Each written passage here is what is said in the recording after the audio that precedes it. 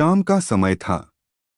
एक छोटी सी लड़की नूरी अपनी पुरानी पतंग को गोद में लेकर आसमान की ओर देख रही थी।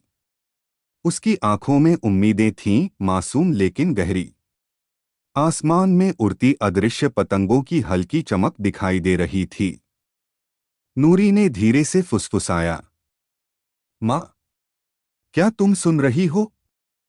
उसके पास कुछ नहीं था, बस एक टूटी पतंग और हजार सवाल। उसी रात चांद पूरा था और हवा में एक रहस्यमयी ठंडक थी। नूरी छत पर बैठी थी जब अचानक उसके सामने एक अनजान लड़का आ खड़ा हुआ। उसके बाल हवा में उड़ रहे थे और आंखें रहस्यों से भरी थीं। तुम कौन हो? नूरी ने पूछा। जोरान, उसने कहा, मैं उस जगह से आया हूं जहां गिरी हुई पतंगें जाती हैं। नूरी की सांस रुक गई। क्या मेरी माँ वहां है? जोरान ने हाँ में सिर हिलाया। लेकिन उसकी पतंग बहुत भारी है। उसे उड़ने के लिए तुम्हारी मदद चाहिए। अगले दिन से जोरान ने नूरी को सिखाना शुरू किया, पतंगों की भाषा। वो दोनों एक पुराने पेड़ के नीचे बैठते, रंगों से पतंगे बनाते। गुलाबी उम्मीद के लिए, नीली यादों के लिए, पीली माँ की हंसी के लिए, सफेद शांति के लिए। नूरी धागों में अपने एहसास पिरोने लगी। हर पतंग में उसकी भावनाएं झलकतीं, जैसे किसी ने दिल को रंगों में उड़ाना सिखा दिया हो।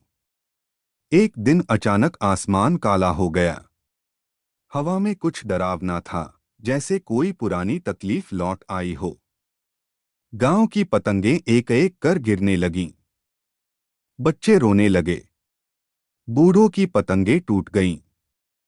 लेकिन नूरी खड़ी रही। उसने वो पतंग निकाली जिसमें उसने अपनी माँ की यादें और अपना पूरा दिल सील दिया था। वो पतंग हवा में छोड़ी गई।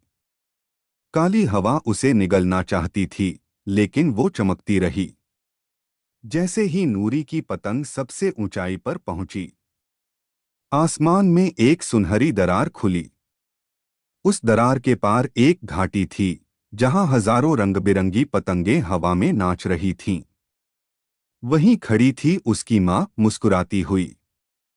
जब तुमने अपना दर्द रंगों में बदला, माँ बोली। मेरी पतंग फिर से हल्की हो गई। नूरी की आंखों में आंसू थे, लेकिन ये आंसू बोझ नहीं थे, ये उड़ान थे। अब हर शाम नूरी अपनी छत पर दो पतंगे उड़ाती है, एक अपनी और एक माँ की। गांव के लोग कहते हैं, उसकी पतंगों से कोई बात करता है।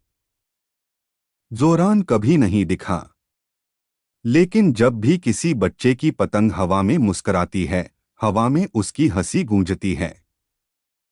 Thanks for watching. Like, share, subscribe, press the bell icon.